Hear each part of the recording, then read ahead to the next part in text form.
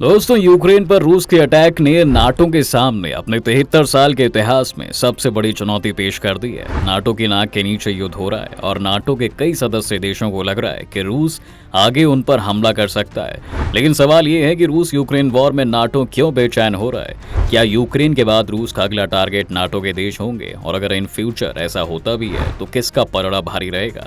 इन सारी बातों को आज हम इस वीडियो में बताएंगे, लेकिन उसके लिए आपको हमारे साथ वीडियो के एंड तक बने रहना होगा। और आप हमारे चैनल पर अगर नए हैं तो चैनल को सब्सक्राइब जरूर कर दें। दोस्तों, रसूख ऐसा शब्द है जिसे हर इंसान पाने की तलब रखता है। जी हाँ दोस्तों, ठीक ऐसे ही बीते कुछ सालों से रूस और नाटो के बीच इसी रसूख को लेकर तनातनी मची हुई है और इनके बीच पिस रहा है बेचारा छोटा सा यूक्रेन। दरअसल रशियन प्रेसिडेंट पुतिन का दावा है कि वेस्टर्न कंट्रीज नाटो अपना इस्तेमाल रूस के इलाकों में घुसने के लिए कर रहा है, इसलिए वो चाहते हैं कि नाटो ईस्टर्न यूरोप में अपने मिलिट्री ऑपरेशंस को रोक दें। पुतिन ये तर्क दे रहे हैं कि अमेरिका ने 1990 में किया वो वादा तोड़ दिया है जिसमें भरोसा दिया गया था कि नाटो ईस्ट की तरफ से नहीं बढ़ेगा, जबकि अमेरिका का कहना है कि उसने कभी भी ऐसा कोई वादा नहीं किया था। अब इसे समझने के लिए हमें थोड़ा और पीछे जाना होगा। सेकेंड वर्ल्ड वॉर खत्म होने के बाद दुनिया दो खेमों में बंट गई। दो सुपर पावर बन चुकी थी, जिनमें एक अमेरिका था और एक सोवियत यूनियन। 25 दिसंबर 1991 को सोवियत यूनियन टूट गया। इसके टूटने पर 15 नए देश बने। ये 15 देश थे Armenia, Azerbaijan, Belarus, Estonia, Georgia, Kazakhstan, Kyrgyzstan, Latvia, Lithuania,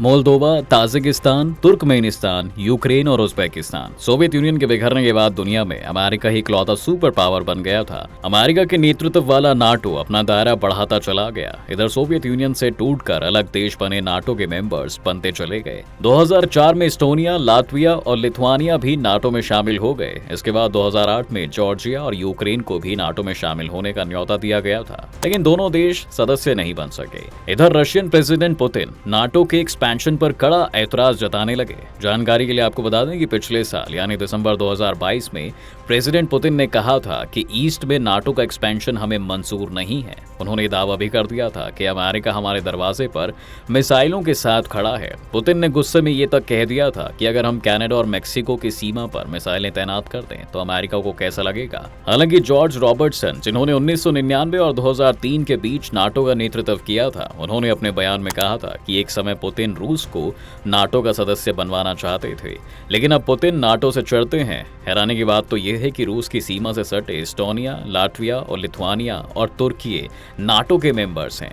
इसलिए अगर यूक्रेन भी नाटो से जुड़ जाता है तो रूस पूरी तरह से घिर जाएगा और यही उसे गंवाना नहीं है। पुतिन का तर्क है कि अगर यूक्रेन नाटो में जाता है तो फ्यूचर में नाटो की मिसाइलें यूक्रेन की धरती पर मिनटों में आ जाएंगी, जो रूस के लिए बड़ी चुनौती है। चलिए, एक बार को अगर मान भी लेते हैं कि रूस और नाटो में कभी जंग छिड़ भी जाती है तो कौन किस पर भारी रहेगा? देखिए, चाहे मिलिट्री ताकत हो या फिर रक्षा पर खर्च, दोनों ही मामलों में रूस और नाटो का कोई मुकाबला नहीं है। नाटो के मुताबिक 2021 में सभी 30 देशों की एस्टिमेटेड कंबाइंड कॉस्ट 1174 अरब डॉलर से ज्यादा की है। 2020 में नाटो के देशों ने 1106 अरब डॉलर खर्च किए थे।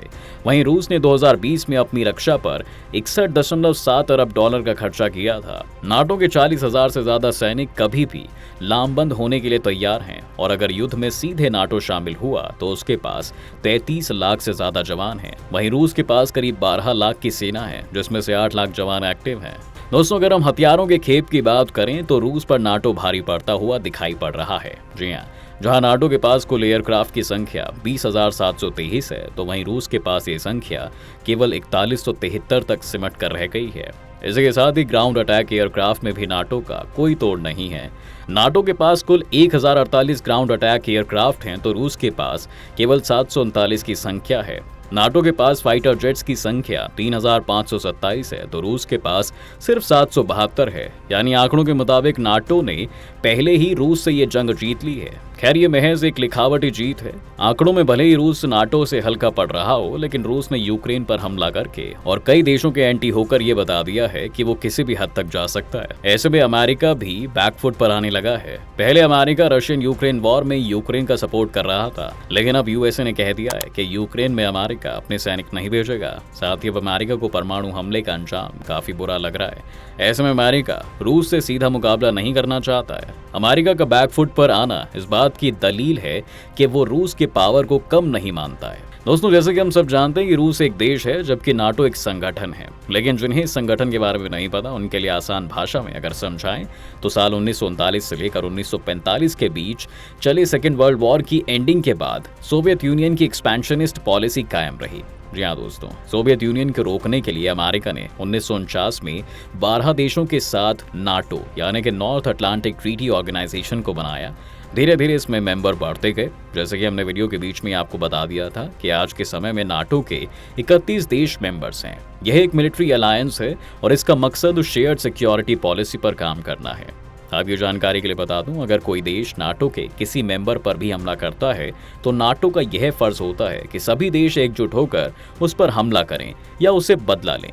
दोस्तों, यूक्रेन मामले में भी नाटो का यही रोल रहा है। इसके पीछे की कहानी काफी रोचक है। ऐसा हम इसलिए कह रहे हैं क्योंकि 2014 में यूक्रेन के लोगों ने प्रो रशियन प्रेसिडेंट को सत्ता से बेदखल कर दिया था। इसके कुछ ही महीनों के बाद ही रूस ने ईस्टर्न पेनिनसुला क्रीमिया पर कब्जा कर लिया था। रूस ने ईस्टर्न यूक्रेन के बड़े इलाकों पर कब्जा कर लेने वाले अलगाववादियों का भी खुला समर्थन किया था। हालांकि नाटो ने इसमें दखल नहीं दी थी, लेकिन उसने ईस्टर्न यूरोपियन देशों में पहली बार गठबंधन के सैनिक तैनात कर दिए। इन सैनिकों को तैनात करने का मकसद था कि अगर इन फ्यूचर कभी रूस नेटो क्षेत्रों की तरफ से बढ़े तो उसे रोका जा सके।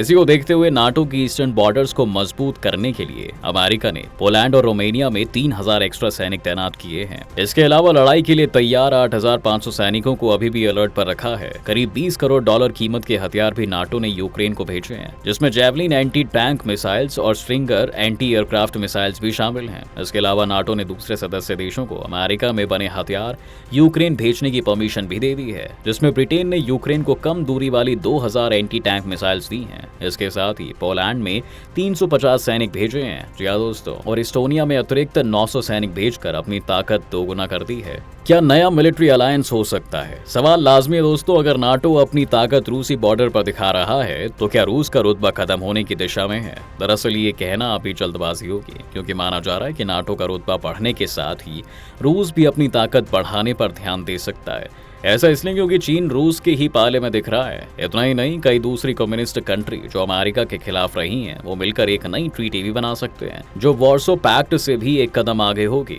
आपकी जानकारी के लिए बता दें, नाटो की तरह ही Warsaw Pact second world war के बाद ही बना था। फिलहाल विवादों का दौर चलता रहा और इसी बीच एक खबर ने रूस की फिर से टेंशन बढ़ा दी है। दरअसल ये टेंशन फिनलैंड के नाटो में शामिल होने को लेकर थी।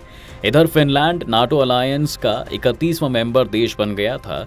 नाटो में शामिल होने पर फिनलैंड इतना खुश था कि इस मौके पर फिनलैंड के मिलिट्री बैंड ने नेशनल एंथम बजाया और उसके बाद नाटो की धुन भी बजाई गई। इसकी धमक से रूस चिड़सा गया था। अब हमें ये बताना यहाँ पर यह बेहद जरूरी हो जाता है कि फिनलैंड रूस के साथ 1340 किलोमीटर लंबा ईस्टर्न बॉर्डर साझा करता है और यूक्रेन में वॉर शुरू होने के बाद फिनलैंड ने नाटो का सदस्य बनना बेहतर समझा, क्योंकि नाटो के आर्टिकल 5 के मुताबिक एक देश पर हमला पूरे समूह पर हमला है। यानी जाहिर है कि अब अगर फिनलैंड पर हमला किया गया या उसकी सीमा में एनक्रोचमेंट हुआ तो अमेरिका सहित सभी नाटो सदस्य उसकी सहायता के लिए सामने आएंगे। पुतिन का अपकमिंग प्लान। दोस्तों, यूक्रेन से जारी जंग के बीच बैक टू बैक पुतिन ने बयानों और उनके भाषणों से उनकी सोच का अंदाजा काफी अग्रेसिव लग रहा है। कोल्ड वॉर का जिस तरह से अंत हुआ उससे पुतिन बहुत नाराज रहते हैं। कोल्ड वॉर का अंत सोवियत यूनियन के बिखरने और उसके इफेक्ट के एंड की कहानी है। पुतिन उस आदमी की तरह लग रहे हैं जो पूरी शक्ति के साथ एक मिशन पर लगा हो। पुतिन का मिशन है यूक्रेन को रूस के साथ किसी भी तरह से लाना।